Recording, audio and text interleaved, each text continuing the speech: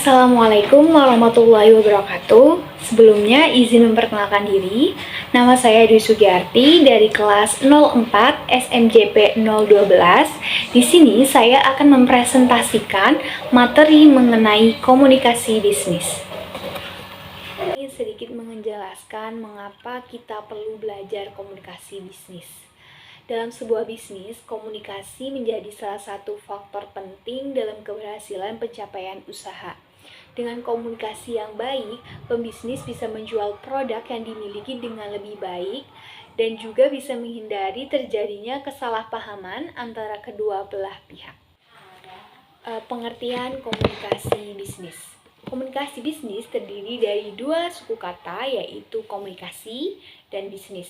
Komunikasi bisnis adalah komunikasi yang digunakan dalam dunia bisnis yang mencakup berbagai macam bentuk komunikasi, baik verbal maupun non-verbal, untuk mencapai tujuan tertentu. Atau dalam pengertian lain, komunikasi bisnis adalah interaksi yang terjadi antara pelaku-pelaku bisnis.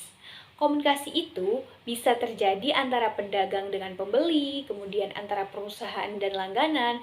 Komunikasi juga terjadi secara internal antara atasan dan bawahan dan sebaliknya atau satu level. Masalah yang dikomunikasikan adalah hal-hal yang berhubungan dengan perdagangan dan usaha. Proses jual beli terjadi komunikasi, yaitu tawar-menawar atau mengenai beberapa persyaratan yang sedang dinegosiasi. Unsur-unsur komunikasi bisnis. Jadi, unsur-unsur komunikasi bisnis itu ada sumber. Yang pertama yaitu sumber, atau disebut juga komunikator, merupakan pihak yang memiliki informasi, kemudian menyampaikannya kepada penerima, komunikan. Dalam komunikasi antar manusia, sumber bisa terdiri dari satu orang, tetapi bisa juga dalam bentuk kelompok, misalnya lembaga, partai, organisasi, dan lain sebagainya. Oke, yang kedua ada proses encoding. Nah, jadi unsur yang kedua ini adalah proses encoding, adalah proses mengubah konversi informasi dari suatu sumber komunikator menjadi data yang selanjutnya dikirim ke penerima atau pengamat. Unsur-unsur komunikasi itu ada pesan. Pesan yang dimaksud dalam proses komunikasi adalah sesuatu yang disampaikan pengirim kepada penerima. Pesan yang disampaikan itu dengan cara tatap muka atau melalui media komunikasi. Nah, isinya berupa ilmu pengetahuan, hiburan, kemudian juga informasi dan nasihat. Kemudian yang keempat ada media.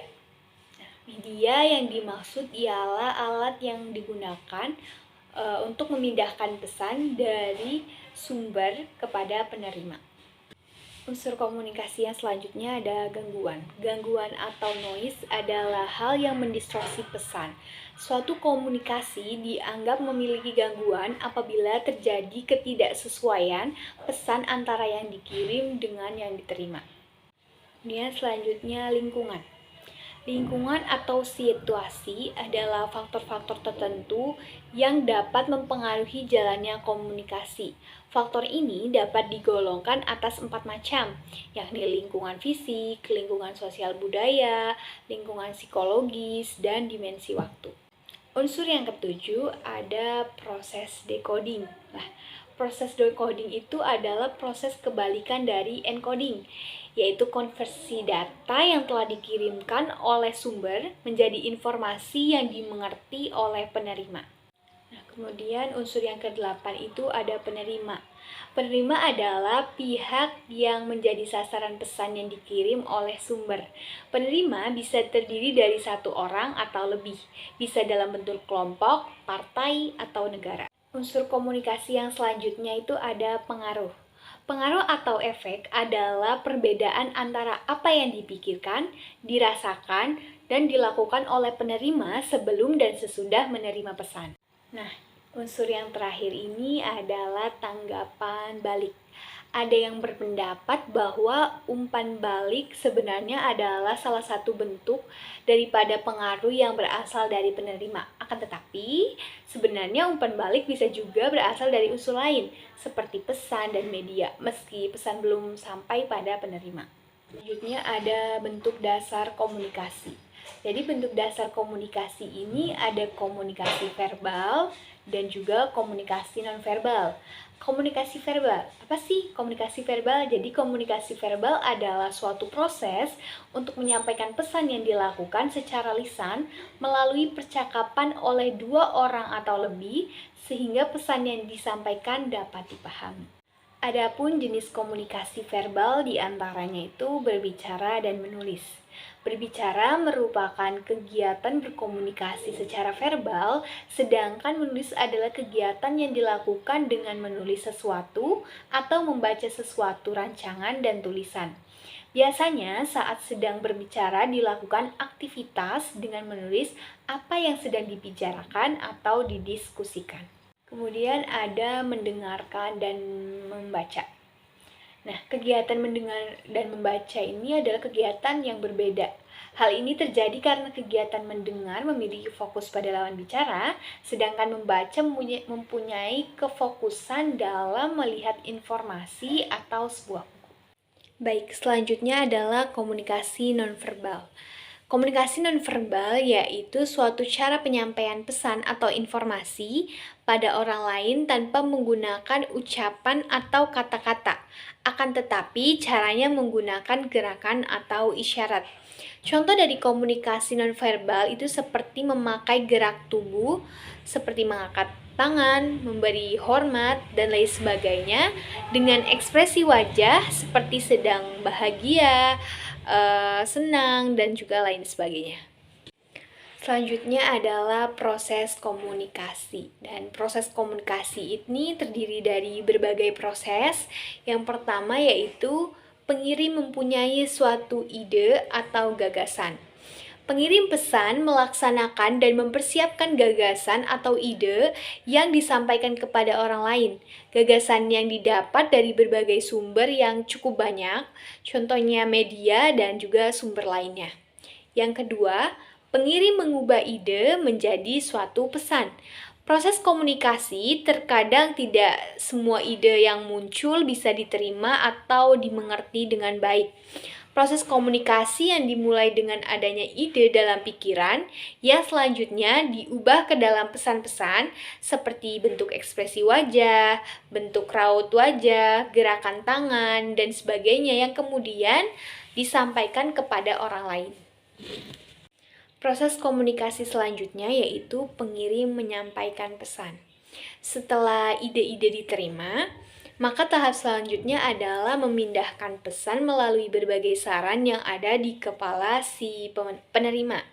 Nah, yang keempat itu ada menerima pesan. Komunikasi bisnis akan terjadi jika pengirim pesan menyampaikan pesannya dengan baik kepada penerima pesan. Penerima pesan akan menerima pesan sesuai dengan isi pesan.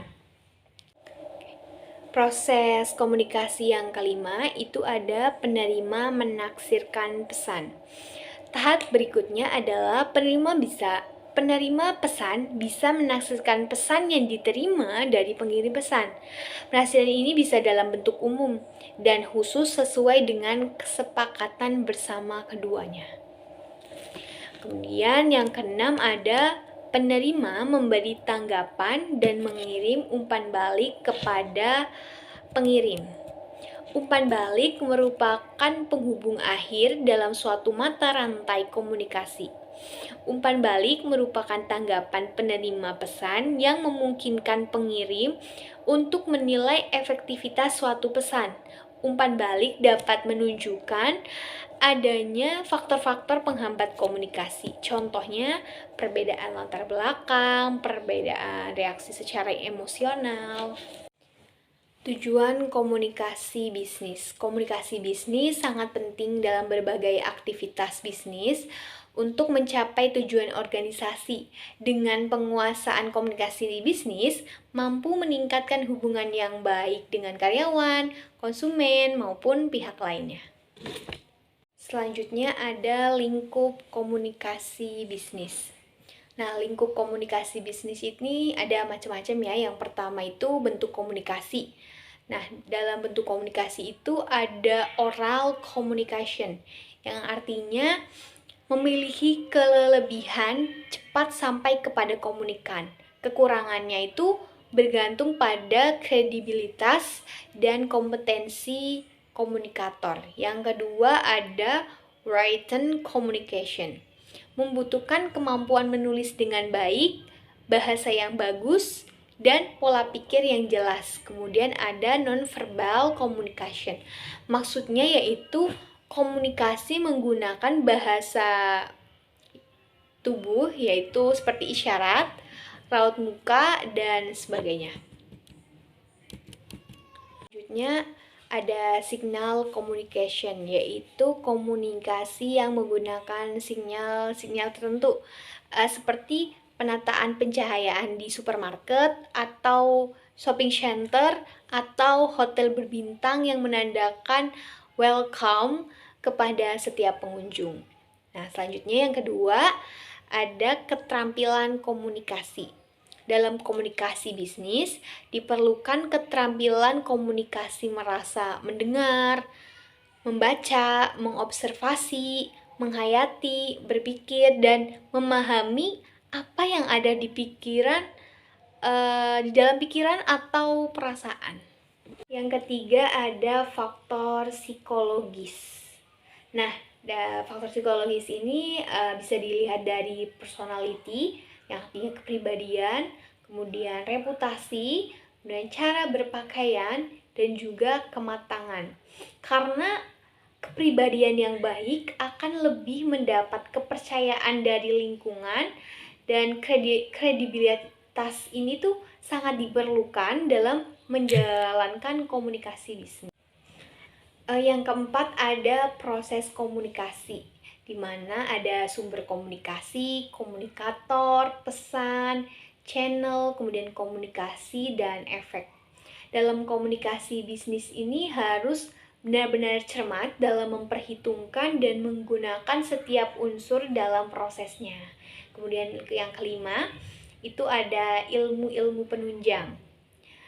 Dalam komunikasi bisnis, ilmu-ilmu penunjangnya itu antara lain ada bahasa, psikologi, sosiologi, teknologi, kemudian komputer, dan juga internet.